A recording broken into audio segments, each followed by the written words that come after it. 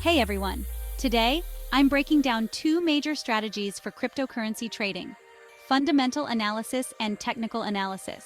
Whether you're a seasoned trader or just dipping your toes in the crypto waters, understanding these methods can seriously level up your game. First up, let's talk about fundamental analysis. This approach is all about looking at the intrinsic value of a cryptocurrency. Think of it like this: you're not just buying coins, you're investing in the project behind them. So you'll delve into the team, the technology, the use case, and even the market demand. For example, if you're eyeing Bitcoin, you'd examine its role as a digital store of value, its adoption rate, and the development updates. The goal is to find out if a crypto is undervalued or overvalued. Now let's switch gears to technical analysis.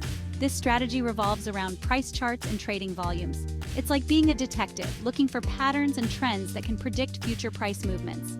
You'll hear a lot about indicators like moving averages, relative strength index, RSI, and Bollinger Band. For instance, if you see a moving average crossover, it might signal a potential buy or sell opportunity. Unlike fundamental analysis, you're not really concerned with the project's fundamentals, just the price action.